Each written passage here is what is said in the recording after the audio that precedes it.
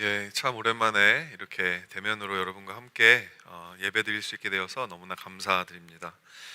대면 예배 사전 등록을 하지 않으신 분들은 저희가 좀 어렵지만 저희가 교회 출입을 이제 금하고 있습니다.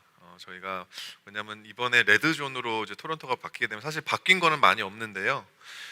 교회 예배 드리는 장소는 30% 미만과 그리고 50명 맥시멈, 그러니까 최대 50명까지 한 건물에 예배를 위해서 들어오실 수 있기 때문에 저희 교회가 원래부터 50명의 인원을 저희가 대면 예배 이전에도 이전에 대면 예배 드릴 때도 이제 50명까지 예배 드릴 수 있도록 허용했는데요. 저희가 앞으로 이 50명의 숫자를 정말 아주 잘 지켜야지 저희가 또 아까 전사님 기도해 주셨던 것처럼 정부의 지침에 또 잘 따르는 것이 되기 때문에 저희가 사전 등록을 하지 않고 그냥 쇼업 하시는 분들 이전에는 그래도 자리가 있으면 저희가 이제 허용을 했는데요. 앞으로는 그렇게 하지 않을 계획이고, 그래서 사전 등록을 꼭 해주시고 또 사전 등록을 하고 컨퍼메이션 이메일을 받으셔야지만이 우리 대면 예배에 들어오실 수 있다라는 것을 다시 한번 제가 강조해서 말씀드립니다. 네, 우리 너무 좀 이렇게 딱 컬트하게 좀 이렇게 말씀드린 것 같아서 죄송하긴 하지만 그래도 우리 어쩔 수 없는 우리 부분이니까 많이 협조해 주시기를 바랍니다. 오늘 불확실한 시대를 이기는 믿음 6번째 시간인데요. 오늘 벌써 이 데살로니가서 전서를 지나서 후서에 들어갔습니다. 구원의 가장 확실한 증거라는 제목으로 말씀 증거하겠습니다. 구원의 가장 확실한 증거는 고난입니다. 고난을 받는 것, 내 삶에 예수님 때문에 받는 고난이 있다라는 것이 내가 구원을 받았다라고 하는 가장 확실한 증거가 된다라는 거죠. 구원을 받는다라는 것은 사실 여러 가지 의미가 있을 수 있지만 가장 사실 확실한 것 중에 하나는 이 정체성을 부여받는다라는 거예요. 내가 구원을 받았다라는 것은 내가 new identity, 새 사람이 되었다라는 것입니다. 하나님의 소유된 백성과 성부 하나님의 자녀들로서 이 새로운 정체성, 그 정체성을 가지고 살아가는 것 자체가 구원의 삶이라는 거죠. 이 정체성은요, 상황에 따라 바뀌는 게 아닙니다. 우리에게 부여되면 상황에 상관이 없이 그 정체성은 계속해서 나를 따라다니죠. 여러분, 저희 집에 어떤 일이 생겨가지고 저희 집에 있는 새 아이들이 얼마 동안 다른 집에 가서 살게 된다고 가정을 해보면 슬프죠. 참 어려운 상황이죠. 하지만 저희 아이들이 다른 집에 가서 산다고 해서 제 아이가 안 되는 거가 아닙니다. 어디에서 살던, 할머니 집에 가서 살던 뭐 삼촌네 집에 가서 살던 상관없이 그 아이들은 정체성적으로 제 아이들이라고 하는 거죠. 여러분, 우리가 지금 캐나다 땅에서 살고 있지만 저의 정체성은 사실은 영락없는 한국인입니다. 제가 캐나다에서 오래 살았지만 사실 아무리 봐도 저는 김치 없이는 못 사는 한국 사람이에요. 여러분, 그게 언제 가장 잘 드러나냐면 이 가위바위보도 지면 안 되는 한일전이 있을 때 잘 드러납니다. 무조건 이겨야 되는 거예요. 이기고 있으면 자기가 뭔가 잘한 것처럼 막 좋아하고요. 지고 있으면 갑자기 자기가 막 감독이라도 된 것처럼 누구는 빼야 되고 누구는 넣어야 되고 혼자서 엄청나게 스트레스를 받습니다. 왜? 한국 사람이기 때문에 그렇다고 하는 거죠. 이게 여러분 바로 정체성의 힘입니다. 아무도 강요하지 않았는데 스스로 고난을 자초하는 거예요. 아무도 푸시하지 않았는데 스스로 이제 스트레스를 막 많이 받는 거죠. 그렇기 때문에 신앙 때문에 고난을 받는 것이야말로 내가 하나님의 소유된 백성이 되었다라고 하는 가장 확실한 증거가 되는 거예요. 여러분, 고난을 받는 것 자체가 구원의 증거는 아닙니다. 여러분, 많은 고난들이 사실은 우리가 믿음 때문에 받는 고난이 아니라 우리가 죄를 지었기 때문에 받는 고난일 때가 많잖아요. 내가 죄를 지어서 중독에 빠졌기 때문에 받는 고통이 우리의 인생 가운데 참 많이 있습니다. 그런 거 이야기하는 게 아니라 우리가 정말 구원받은 그리스도인이 된다면 예수 그리스도 이름 때문에, 복음 때문에 거룩함을 지키기 위해서 기꺼이 받는 고난이 있다라는 것이고요. 그런 고난이 내 삶에 있을 때 우리는 확신할 수 있는 거야. 내가 그리스도인이구나. 정말 내가 구원을 받았구나. 오늘 본문에서는 이렇게 나옵니다. 데살로니가 후서 1장 4절과 5절 보니까 그러므로 너희가 견디고 있는 모든 박해와 환난 중에서 너희 인내와 믿음으로 말미암아 하나님의 여러 교회에서 우리가 친히 자랑하노라. 이는 하나님의 공의로운 심판의 표요 너희로 하여금 하나님의 나라에 합당한 자로 여김을 받게 하려 함이니 그 나라를 위하여 너희가 또한 고난을 받느니라. 무슨 말이에요? 고난을 받는다라는 것이 바로 하나님의 공의로운 심판의 표라는 것입니다. 하나님의 나라에 합당한 성도가 되기 위해서는 반드시 고난을 받아야 되는 것이고, 고난을 받고 그걸 견디고 있다는 것 자체가 너희들이 하나님의 나라의 백성이라는 것을 확증해 준다라고 오늘 본문에서 사도 바울이 이야기한다라는 거죠. 오늘 본문 말씀을 통해서 그래서 우리는 이 하나님의 구원을 받은 이 확실한 증거인 고난, 이 고난을 받은 성도의 세 가지의 모습들을 살펴보기 원해요. 첫 번째로, 여러분 정말 고난 중에서도 마음의 안식이 있다라는 것입니다. 구원받은 성도가 고난을 받으면요, 마음의 안식을 받습니다. 데살로니가 후서 1장 7절 말씀인데요, 환난을 받는 너희에게는 우리와 함께 안식으로 갚으시는 것이 하나님의 공의이시니, 하나님께서 우리가 환난 받을 때 안식을 주신다라는 거예요. 여기서 나오는 안식이라는 단어가 여러분 너무너무 사실 중요한데, 하나님께서 안식을 주신다면 고난이 사라지고 문제가 해결되는 것을 우리가 생각할 수 있습니다. 모든 어려운 상황이 종료되는 것을, 궁극적인 샬롬을 받게 되는 것을 우리가 하나님 주신 안식이라고 받을 수 있겠지 생각할 수 있는데요, 오늘 본문 말씀 이 안식이라는 단어, 이 아네시스라고 나오죠. 이 원어인데 아네시스라는 단어를 우리가 좀 공부를 해볼 필요가 있어요. 이게 무슨 뜻인가? 이 아네시스라는 단어는요, 살짝 풀린다라는 말입니다. relief라는 단어로 영어 성경에서는 relief라는 단어가 사용되는데, 무슨 의미냐면 숨도 쉴 수 없을 만큼 고통스러운 상황이 있었는데 어느 정도 이 상황이 나아지고 풀려져서 숨은 좀 쉬어질 수 있는, 무슨 말인지 아시겠어요?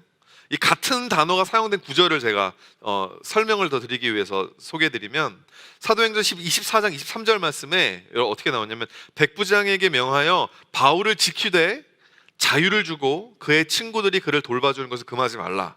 이 무슨 내용이냐면, 사도 바울이 지금 로마의 감옥에 갇혀 있는 상황인 거예요. 그래서 로마 감옥을 그를 가둔 이 총독이 그를 지켜야 하는 간수 백부장에게 이렇게 이야기해요. 그를 지키되, 그를 가두어 놓되, 완전히 자유를 주는 게 아니에요. 그를 가두어 놓되 그에게 자유를 주자. 이 자유가 여러분 아네시스입니다. 아네시스를 주어서 친구들이 와가지고 그를 돌보고 릴리프를 주는 것을 막지 말아라. 여러분, 하나님이 고난 가운데서 우리에게 주시는 안식이란 이런 것이라는 거죠. 완전히 그 상황이 막 뒤집히고 전복이 되어서 하루아침에 그냥 내가 막 잘 살게 되고 고난이 없어지고 답답한 상황이 여러분, 그런 안식이 아니라 아직까지도 고난 가운데 있고 아직까지도 답답한 가운데 있지만 하나님께서 우리에게 숨통을 트일 수 있는 어떤 것들을 허락해 주신다라는 거예요. 성도가 이 세상에서 고난을 당할 때는 하나님께서 그 고난을 완전히 가져가 두시는 것이 아니라 그 가운데 반드시 아네시스를 허락하신다라는 거죠. 고난을 완전히 걷어가시는 게 아니라 고난 속에서도 숨은 쉴 수 있는 공간, 지금 받는 고난이 너무 힘들지만 그래서 이것을 감당할 수 있도록 우리의 마음에 힘을 얻을 수 있도록 무엇인가를 허락해 준다라는 것입니다. 고린도전서 10장 13절 말씀, 너무 유명한 말씀이잖아요. 사람이 감당할 시험 밖에는 너희가 당한 것이 없나니 오직 하나님은 미쁘사 너희가 감당치 못할 시험은 허락하지 않으시고 근데 시험을 당할 즈음에 피할 길을 내사 너희로 능히 담당하게 하신다는 거예요. 고난을 하나님께서 우리에게 허락하세요. 하나님의 사랑하시는 자녀이기 때문에 하나님 우리를 구원하시고 또 우리를 훈련하셔야 되기 때문에 우리의 삶 가운데 고통과 고난을 허락하시지만 피할 길을 내사 그걸 능히 감당할 수 있을 만큼의 아네시스를 허락하신다는 거죠. 요셉의 경우를 살펴볼까요? 여러분, 요셉은 엄청난 고난을 당했어요. 무슨 고난이었어요? 계속해서 누군가에게 미움을 받았습니다. 계속해서 누군가에게 버림을 받는, 오해를 당하는 그런 삶을 살았어요. 하나님의 그 오묘한 섭리 가운데 요셉의 고난은 결과적으로는 이스라엘의 구원으로 이어지게 되죠. 이스라엘이라 하면 야곱과 그의 가족들, 그들이 구원을 받는 것으로 이어졌지만 그 모든 과정이 요셉한테는 엄청난 고통이었어요. 엄청난 끝나지 않는 고난이었다라는 거죠. 요셉이 어떻게 버틸 수 있었습니까?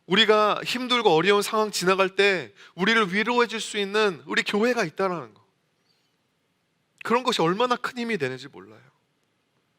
그렇기 때문에 여러분, 이 말씀 우리가 선포할 수 있는 것입니다. 고린도후서 4장 8절과 9절 말씀, 우리가 사방으로 우겨쌈을 당하여도 쌓이지 아니하며, 답답한 일을 당하여도 낙심하지 아니하며, 박해를 받아도 버림받지 아니하며, 거꾸로 뜸을 뜨림을 당하여도 망하지 아니하며. 왜? 그때그때마다 하나님이 우리에게 살 길을 열어주시거든요. 숨통이 조여오는 상황 가운데 우리에게 숨통을 틔워주시거든요. 사랑하는 성도 여러분, 궁극적인 안식은요, 영원한 안식은요, 지금 이루어지지 않아요. 우리가 그것을 지금 기대하면 안 됩니다. 우리는 그것을 바라보는 거예요. 기대하는 것입니다. 그게 언제 이루어질 줄? 예수님 다시 오실 그날, 예수 그리스도께서 재림하실 그날에 이루어질 것을 우리가 바라보면서, 지금은 하나님께서 우리의 삶 가운데 짬짬이 허락하시는, 사실 좀 감질맛이 나긴 하죠. 하지만 우리가 고난을 버틸 수 있는 힘을 주시기 위해서 하나님께서 우리에게 신실하게 매일매일마다 만나처럼 허락하시는 그 아내시스를 경험하고, 그것을 통하여서 고난을 이겨내는 성도 여러분 되시기를 예수님의 이름으로 축원드립니다. 두 번째로, 여러분, 고난 중에 복음을 증거하는 거예요. 성도의 고난은요, 그것 자체가 복음을 증거하는 것입니다. 신자가 세상에서 받는 고난의 본질은 불이익을 받고 손해를 보는 정도가 아니에요. 하나님의 나라의 가치가 이 세상 나라의 가치와 다르기 때문에 이 어쩔 수 없는 갈등이라는 거죠. 한 하늘 아래 두 주인이 있을 수 없기 때문에 하나님이 주인된 사람과 돈이 주인된 사람 사이에는요, 여러분, 진정한 평화와 진정한 이 화해가 사실은 불가능한 거예요. 여러분, 그래서 우리가 결혼할 때 반드시 믿는 사람, 구원의 확신이 있는 사람, 그 구원의 증표가 삶에 드러나는 사람과 결혼을 해야 되는 거예요. 본질적으로 같은 곳을 바라보는 사람. 여러분, 남편은 세상에 돈을 쫓고 아내는 마지막 예수님을 바라보는 사람이, 이게 사실은 맞을 수가 없는, 아무리 서로 성격이 잘 맞고 아무리 서로 뭐가 잘 맞는다고 하여도 여러분, 그런 영적인 부분에서 맞지가 않으면 사실상 맞는 게 아니고요. 그렇기 때문에 그런 결혼 생활은 그 자체로 고난인 거예요. 왜 그런 고난을 자처하냐라는 것입니다. 그래서 하나님은 여러분, 우리에게, 신자들에게 오늘도 뭐라 그러시죠? 거룩을 지켜라 명령하십니다. 데살로니가전서 4장 7절 말씀 보니까, 하나님이 우리를 부르심은 부정하게 하심이 아니요 거룩하게 하심이니. 그리고 여러분, 이 신자들의 거룩한 삶은 그 자체로 하나님의 나라와 복음에 대한 증거가 된다는 것입니다. 그 하나님의 나라는 어떤 곳이냐? 로마서 14장 17절 이렇게 나오죠. 하나님의 나라는 먹고 마시는 것에 있지 아니하고 오직 성령 안에 있는 의와 평강과 희락이라. 여러분, 이 세상의 가치는 먹고 마시는 것에 국한되어져 있습니다. 먹고 마시는 것, 외면적인 것, 눈에 보여지는 것, 육신의 쾌락을 도모하는 것에만, 정욕적인 것에만 국한되어져 있어요. 하지만 하나님의 나라의 가치는 성령 안에 있는 의와 평강과 희락. 여러분, 세상 사람들은 이로운 것을 추구하고요, 우리는 의로운 것을 추구하는 거예요. 세상 사람들은 집단 이기주의, 나만 잘 되면 돼, 우리만 좋으면 돼, 이런 것들을 표방하고 개인의 이익을 위해서 공동체를 와해시키지만, 교회는 모이기를 힘씁니다. 공동체를 지킵니다. 형제 자매와 원수들까지도 사랑하고요, 소수자들을 환대하고요, 평강을 추구한다라고 하는 거죠. 세상 사람들은 절제를 모르는 쾌락에 빠져서 중독에 헤어나오지 못할 때, 교회는 하나님의 권위 안에서 진정한 자유와 희락을 누리게 됩니다. 의와 평강과 희락, 신자들의 거룩한 일상 그 자체가 하나님의 나라 그 자체에 대한 강력한 증거가 된다라고 하는 거죠. 여러분, 데살로니가 교인들이 어떻게 그렇게 하나님의 나라에 대해서, 복음에 대한 확신을 가지고 이렇게 신앙생활을 할 수 있었을까요? 데살로니가후서 1장 10절 말씀입니다. 그날에 그가 강림하사 그의 성도들에게서 영광을 받으시고 모든 믿는 자들에게서 놀랍게 여김을 얻으시리니 이는 우리의 증거가 너희에게 믿어졌습니다. 우리가 여러분, 예수 그리스도를 영접하고 그리스도인이 될 수 있는 것은요, 누군가의 증거가, 누군가의 복음 증거가 우리에게 믿어졌기 때문에 그래요. 성경은요, 말로 전달하는 복음 증거와 삶으로 나타내어 보여주는 복음 증거를 구별을 하지 않습니다. 그냥 증거예요. 복음 증거. 말로만 하는 거 아니고요, 행동으로만 해도 안 돼요. 삶으로 보여지는 복음은 말로 전달되는 복음을 통해 명료해집니다. 말로 전하는 복음은 삶으로 보여지는 복음을 통해서 입증되고요. 보여주시겠어요? 중요한 거라 제가 적어왔는데, 삶으로 보여진 복음은 말로 전하는 복음을 통해서 명료해진다는 거예요. 여러분, 왜냐하면 말로만 하면, 그러니까 삶으로만 내가 삶으로 누군가를 너무 사랑해서 막 보여줬어요. 근데 말을 하지 않으면 헷갈립니다. 이 사람이 나를 정말 사랑하는 건가? 근데 여러분, 우리가 말만 하고 행동을 하지 않으면 입증이 안 되는 거예요. 네가 어떻게 나를 사랑하는지 내가 어떻게 아냐? 말로만 해서 어떻게 알아요? 이 두 가지가 사실은 같이 가야 하고 한 가지만 하면 안 된다라는 거죠. 얼마 전에 큰빛교회 전교인 대상으로 이제 설문조사를 했잖아요. 저희 다운타운에서 한 120개 정도, 120명 정도가 이거 해주셨고, 미시사가 또 이제 3, 400명 해서 다 같이 합치니까 한 5, 600명이 이렇게 정말 많은 분들이 설문조사에 응해 주셨습니다. 거기서 이제 그 현재 목장 모임을 가장 잘 표현하는 단어가 뭐냐 했더니 이제 이런 결과가 나왔어요. 친교, 돌봄이 가장 많고요. 그 다음에가 기도, 그 다음에 이제 성경, 맨 마지막이 전도예요. 목장 모임을 통해서 서로 친교하고 밥 먹고 서로 약한 사람들 돌봐주고, 이런 것들은 정말 큰빛교회가 너무너무 잘하는 거예요. 거기에 너무 포커스가 되어져 있는 거죠. 같이 모여서 기도하고 말씀 보는 것도 어느 정도 하는데, 압도적으로 적은 비중이 뭐예요? 전도예요. 복음 증거하는 거. 여러분, 이렇게 이 친교와 돌봄에 이렇게 우리가 집중할 수밖에 없는 게 뭐냐면, 이 대부분의 이민교회의 현실이 그렇습니다. 타향살이 하는 거, 유학생활 얼마나 힘들고 외로워요.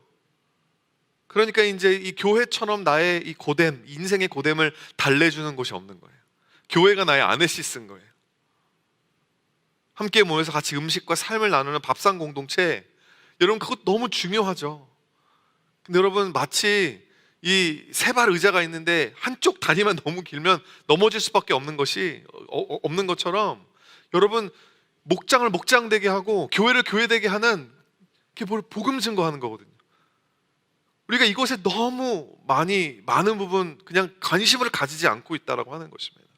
전도의 비중이 너무 작다라는 거예요. 10분의 1. 평소 신앙 성장의 방식에 대한 질문도 있습니다.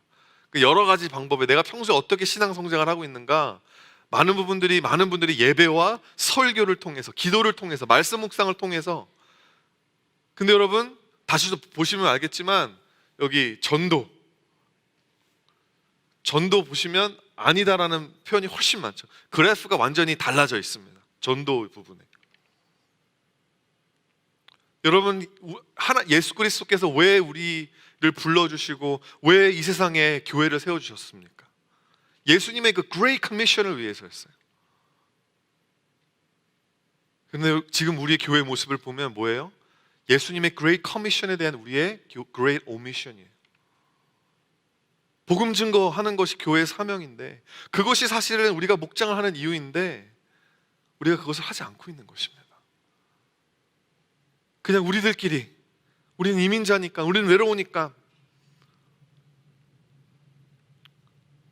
여러분, 우리는 하루속히 코비드-19이 확산이 종식되고 백신이, 약품이 개발되어서 우리의 신앙생활이 예전으로 돌아가길 바라요. 똑같은 저런 모습으로. 하지만 얼마 전에 우리 목자 목육 훈련에서 플러 신학교 이상훈 교수님의 이 강의를 통해 제가 보았던 문구를 인용하자면, 보여주시겠어요? 많은 사람들이 교회가 예전으로 돌아가길 원하지만, 어떤 이는 큰 교회들도 마찬가지라고 생각하지만, 그러나 나는 교회가 다시 예전처럼 돌아갈까 봐 그게 더 걱정이다. 여러분, 이 코비드 19, 이 어떻게 생각하면 너무나 어려운 이 시기 가운데에 하나님께서 이 교회에게 주시는 메시지가 무엇이라고 생각하십니까? 여러분, 코비드 19이 종식된다고 해도 세상은 이전으로 절대 돌아가지 않을 거예요. 절대. 코비드 19 팬데믹 때문에 세상은 이미 돌이킬 수 없는 강을 건넜습니다. 웬만한 걸 이제는 다 비대면으로 전환될 거예요. 이제는 자택근무하는 것이, 이제는 정말 모든 사람들이 회사에 모이고 학교에 모이고 이것이 당연하지 않게 될 거예요. 아직까지는 교회는 옛날로 똑같이 돌아가기를 꿈꾸고 있는 거죠. 여러분, 우리의 신앙생활도요, 절대 이전의 모습으로 돌아갈 수 없을 것입니다. 아니요, 그렇게 되어서는 안 된다라는 거죠. 아버지의 집중적인 사랑을 받으면서 온실 속에 화초처럼 자랐던 요셉의 삶이 하나님께서 뿌리채 뽑았어요. 그래서 하나님께서 애굽으로 옮기셨습니다. 그리고 그 이후로 요셉은 he never went back to normal. 평생을 단 한 번도 고향 땅에 돌아가본 적이 없습니다. 끊임없이 상황이 바뀌었어요. 끊임없이 상황은 어려워졌습니다. 하지만 그때마다 요셉은 적응했어요. 신실하게 하루하루 주어진 일을 살았습니다. 하나님과 동행했습니다. 그 요셉의 일상을 통해서 여러분, 애굽 나라에 하나님의 나라가 임한 거예요. 애굽에게 뭐가 주어져요? 뭐가 주어집니까? 총리로서의 권한, 그가 다스릴 수 있는 권한이 주어진 것입니다. 하나님의 이끄심을 받는 그 요셉의 삶이 애굽의 전체의 영향력으로 흘러갔다라고 하는 것입니다. 고난으로 점철되었던 요셉의 인생이었지만 그 자체가 우리에게 하나님의 그 선하시고 택하시고 역사하시는 그 복음을 증거해 준다라고 하는 것이죠. 사랑하는 성도 여러분, 고난은 교회가 복음 전도를 하지 못하는 핑계가 될 수 없습니다. 우리가 너무 힘드니까. 코비드 19 팬데믹은 하나님께서 우리를 위해 예비하신 새로운 훈련이에요. 지금까지는 우리가 예배로 모였습니다. 그것만 했어요. 친교로만 모였습니다. 같이 해서 밥 해먹고 돌봐주고. 여러분, 그런 거 열심히 모이는 교회였다면 앞으로는 전도로, 선교로, 직업적인 사명으로 열심히 흩어지는 교회 되는 거예요. 지금까지는 교회 건물과 목회자 중심의 교회였다면 앞으로는 모든 성도가 교회에서뿐만이 아니라 일상에서 복음을 삶으로 보여주고 말로 설명해 줄 수 있는 사명자의 삶을 살아야 된다는 거죠. 여러분, 그 훈련을 놓치면 안 돼요. 고난을 낭비해서는 안 된다는 것입니다. 이 불편한 상황을 통해서 하나님께서 여러분의 체질을 디톡스 하시는 거예요. 하나님이 디톡스가 얼마나 힘들어요. 막 토할 것 같고 얼마나 고난이잖아. 근데 그게 필요한 거예요, 우리에게. 보세요, 우리의 지금 체질이 저랬어요. 하나님의 나라, 전도, 의와 평강과 희락, 하나님의 나라를 내 삶으로 보여주고 말로 전하는 거에 대해서는 우리가 관심이 별로 없었는데 하나님이 이번 기회를 통해서 우리의 체질을 개선해 주시고 계신다는 것을 믿으시기를 바랍니다. 마지막 세 번째, 고난 중에도 성도의 교제가 끊이지 않는 거예요. 고난 중에도. 데살로니가 후서 1장 1절부터 2절 말씀입니다. 바울과 실루아노와 디모데는 하나님 우리 아버지와 주 예수 그리스도 안에 있는 데살로니가인의 교회에 편지하노니 하나님 아버지와 주 예수 그리스도로부터 은혜와 평강이 너에게 있을지어다. 자, 데살로니가 전서 1장 1절 2절 읽어보면 거의 비슷해요. 거의 다를 바가 없는 들어가는 말입니다. 근데 여러분, 진짜 실제로 데살로니가 전서와 후서 사이의 시간이 2, 3개월 정도밖에 안 됐다 그래요. 하나 쓰고 한참 있다가 쓴 게 아니라 2, 3개월. 그러니까 여러분, 제가 다시 좀 리마인드 시켜드리면 데살로니가 교회가 어떻게 세워졌죠? 2차 선교 여행 중에 두 번째로 세워진 교회였어요. 두 번째로 세워진 그 데살로니가 교회를 사도 바울이 급작스럽게 유대인들의 공격 때문에 급작스럽게 떠날 수밖에 없었어요. 그래가지고 항상 이 신앙이 어렸던 데살로니가 교회 사람들을 너무 보고 싶어 해가지고 다시 찾아가 보기 원했지만 막 사단이 방해해가지고 찾아갈 수가 없었습니다. 그래가지고 사도 바울이 제자 디모데를 보내죠. 조마조마한 마음으로 기다리는 거예요. 아, 얘네들이 잘 지내고 있을까? 근데 가지고 돌아왔던 소식이 뭐였어요? 너무너무 기쁜 소식. 데살로니가 교인들이 그 어려운 상황 가운데서도 믿음을 잘 지켜내고 있더라. 믿음의 역사와 사랑의 수고와 소망의 인내가 그들 안에 있더라. 너무너무 기뻤다라는 거예요. 단 금방 일어날 줄 알았던 예수님의 재림이 늦춰지니까, 그리고 그 가운데 막 지체들이 핍박을 받다가 죽어나가는 상황 가운데서 종말에 대한 혼란이 그들 안에 있더라는 소식을 받게 되고, 그래서 사도 바울이 데살로니가 전서를 쓴 거예요. 데살로니가 전서에 무슨 내용이죠? 세 가지 우리가 리뷰하는 마음으로 보면, 첫 번째는 데살로니가 성도들의 신앙을 칭찬하고 하나님한테만 감사를 하고 있고요. 두 번째로는 사도 바울의 마음을 전달, 내가 너희들 너무 보고 싶은데 내가 못 보게 돼서 너무너무 슬프다, 그 이야기를 하고요. 세 번째로는 성도의 거룩한 삶, 마지막 날에 일어날 일들에 대한 보충 수업과 지침들을 이야기를 합니다. 좀 이렇게 다시 감이 잡히세요? 사도 바울이 그래서 첫 번째 편지를 보낸 후에 데살로니가 교회에서 답장을 하게 된 것 같아요. 답장을 보게 되고 또 뭐 다른 소식들을 통해서 데살로니가 교회에 대한 소식을 들었더니, 이들이 정말 이 건실한 신앙을 잘 지키고 있었지만 재림에 대해서, 예수님의 재림에 대해서만큼은 전서를 보낼 때보다 훨씬 상황이 악화되어 있는 상황이었습니다. 말을 들어보니까 교인들 중에 일부가 바울이 전서에서 예기치 못할 때 이루어지는 갑작스러운 재림을 어떤 사람이 이걸 곡해하고 이걸 잘못 해석해서 임박한 재림, 혹은 이미 예수님이 오신 것처럼, 오셨다라는 것처럼, 그래서 사람들이 막 생업을 포기하고 일을 하지 않고 그냥 나태한 삶을 사는 그런 사람들이 생기기 시작했다는 소식들과, 사도 바울이 보내지도 않은 편지를 자기가 받았다라고 하면서 거짓 증언을 하고 거짓 메시지를 전달하는 사람들이 막 생겼다라고 하는 거죠. 그러니까 사도 바울이 마음이 또 급해져서 또 붓을 드는 게 여러분 고린도 후서.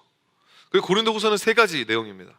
고난을 받는 성도들을 또 격려하고요. 두 번째는 재림에 대한 오해로 틈타 생겨난 거짓 가르침에 대해서 경고하고요. 재림을 기다리는 성도의 규모 있는 삶에 대해서 교훈을 하는 것입니다. 예수님이 곧 오신다고 해서 지금 너희들이 인생을 포기할 필요는 없다. 다 그냥 일 그만두고 할 필요 없다. 일하기 싫은 사람들은 먹지도 말아라. 그 말이 그래서 이번에 나온다라는 거죠. 제가 이렇게 왜 장황하게 설명을 드리냐면, 이게 오늘 데살로니가 후서 첫 번째 날이니까 그렇기도 하지만, 여러분 데살로니가 전서와 후서의 배경을 우리가 살펴보면 뭐를 볼 수 있냐면요, 사도 바울과 데살로니가 교회가 서로 함께 만나지 못하는 상황이잖아요. 그런데 그런 상황 속에서도 그들이 얼마나 긴밀하게 연결되어 있었냐라는 거예요. 그들이 얼만큼 서로를 향하여서 소통하고 있었냐는 거예요. 전화기가 있습니까? 뭐 와이파이가 연결이 됩니까? 그 당시에 뭐가 있어요? 아무것도 없어. 그냥 편지 써서 주고받는 거. 그때 뭐 우표라도 있나요? 자동차가 있어서 빨리라도 전달되나요? 그 누가 편지를 가지고 진짜 말 그대로 바다 건너, 물 건너, 바다 건너, 산을 거쳐가지고 그렇게 몇 개월씩을 왔다 갔다 하는. 여러분 사도 바울이 그리고 또 한가했습니까? 지금 고린도에 있어요. 고린도에서 1년 6개월 동안 지내면서 고린도 교회를 세우고 있는데, 낮에는 텐트 메이커로 일하고, 왜냐면 사역비, 생활비를 보내주는 사람이 없으니까. 밤에는 전도하고 말씀 강론하고, 여러분 너무너무나 치열하게 바쁘게 하루하루를 보내고 있었어요. 유대인들이 또 가만 놔두질 않아요. 항상 방해하고 위협하고. 근데 여러분 이 모든 것들이 성도의 교제가 끊어질 이유는 안 됐다라는 거예요. 그 상황 가운데서도 교통했다라는 것입니다. 사랑하는 성도 여러분, 성도의 교제는 시간과 상황의 여유에 달려있는 게 아닙니다. 내가 시간이 되면, 내가 상황이 좀 풀리면, 여러분 내가 시간이 있고 여유가 있어서 교제 나누는 게 아니에요. 사실상 여러분 관심이에요. 관심. 아무리 바빠도요, 관심이 있으면 연결합니다. 연결됩니다. 우리 어제 문동환 전사님 런던 갔다 오셨어요. 영국 말고 런던 온타리오. 운전해서 갔다 오셨어요. 할 일이 없어서 방금 셋째 낳았는데 누가 시켜서 하는 것도 아니에요. 그냥 성도를 향한 관심이고 사랑입니다. 사랑하면 되는 거예요. 이렇게. 여러분 어려운 일 당할 때 그냥 잠수 타고 숨어버리는 거. 잠시 물 한 모금만 마실게.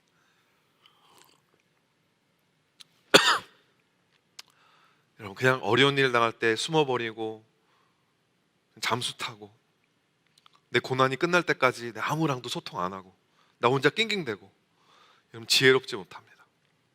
지난번에도 말씀드렸어요. 그게 누가 원하는 거라고요? 마귀가 원하는 거라고. 사탄이 모이는 것을, 소통하고 교통하는 것을, 성도의 교제를 사탄이 막는 거라고요. 사탄은 우리를 고립시키기 원합니다. 연결되는 게 아니라 단절됨을 또 추구하게 만들어서 홀로 된 우리에게 거짓말로 구워 삶아가지고 우리의 신앙을 잃어버리게 만들고 하나님을 바라보지 못하게 만드는. 여러분 고난이 하나님의 뜻일 때가 있지만 고립은 절대 하나님의 뜻인 경우는 없습니다. 고립은 그렇지 않아요. 고난은 당할 수 있어요. 하지만 고립은 절대 하나님의 뜻이 아닙니다. 물론 성경에 하나님의 사람들이 일시적으로 광야 이런 곳에 들어가서 사람들이 없는 곳에 훈련받은 적은 있죠. 근데 이것은 우리가 고립이라고 하지 않고요, 고독이라고 합니다. It's not an isolation, it's solitude. 완전 다른 것입니다. 여러분 고립은 그냥 내 스스로가 그냥 너무 수치스럽고 부끄럽고 어렵고 그러니까 그냥 끊어버리는 거지만, 고독은 하나님 앞에 말씀과 기도에 집중하는 시간이 고독의 시간이에요. solitude의 시간. 여러분 지금도 우리에게는 말씀과 기도에 집중하는 시간이 필요해요. 여러분 고독은 내가 하나님과 온전한 연결됨을 위해서 사람들과의 연결됨을 잠시 보류하는 것뿐입니다.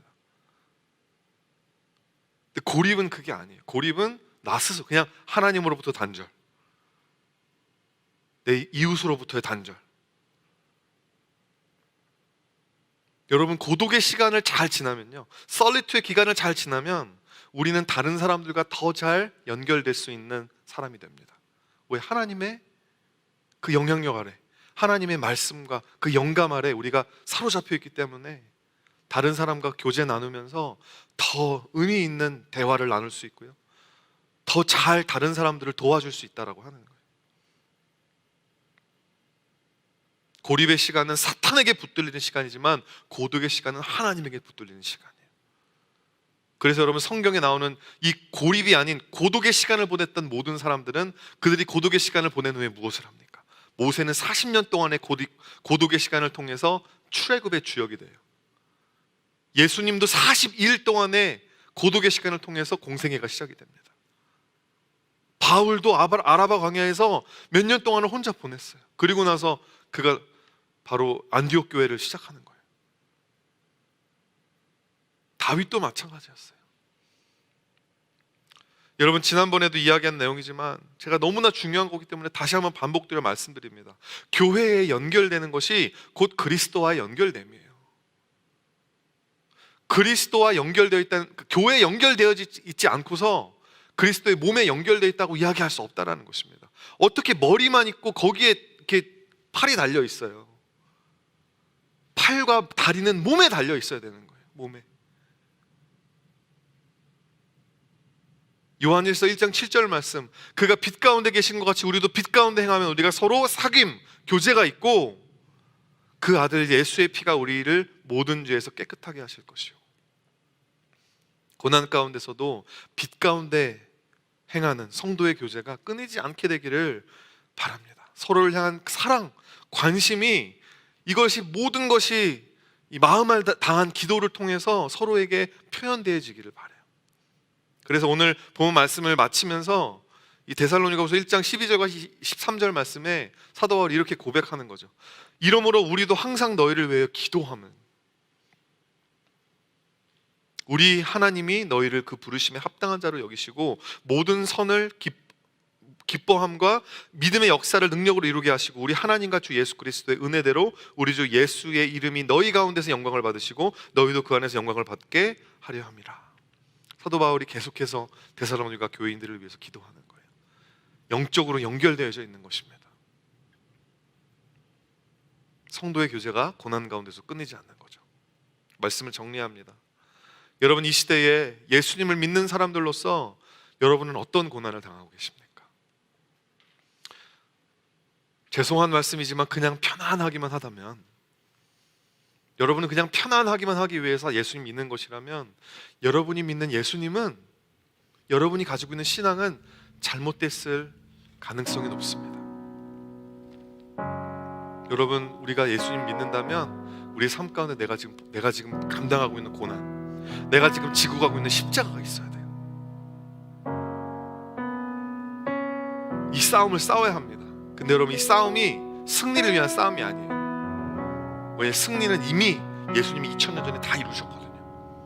죽으시고 부활하심을 통해서 이미 예수님이 이 세상을 이기셨어요. 그래서 우리에게 너희가 세상에서는 환난을 당할지나 볼지어다, 내가 세상을 이겼다, I have overcome the world, 이미 선포하셨습니다. 그러니까 우리는 왜 싸워요? To stay in the fight, 포기하지 않는 거예요. 계속해서 싸우기 위해 싸우는 것입니다. 이 고난의 시간들을 우리가 해야 될 건 뭐냐면 포기하지 않고 잘 버티는 거. 로마서 8장 37절 말씀입니다. 그러나 이 모든 일에 우리는 우리를 사랑하시는 이로 말미암아 우리가 넉넉히 이기느니라. 왜 이길 수 있습니까? 하나님이 주시는 안식이 있거든요. 그리고 하나님께서 우리에게 주시는 고난은 의미 없지 않아요. 뜻이 있는 거예요. 복음을 증거하라고 하는 하나님의 원대하신 계획이 있는 것입니다. 또한 성도의 교제가 있는 것이죠. 현재의 고난은 장차 우리에게 나타날 영광과 비교할 수 없습니다.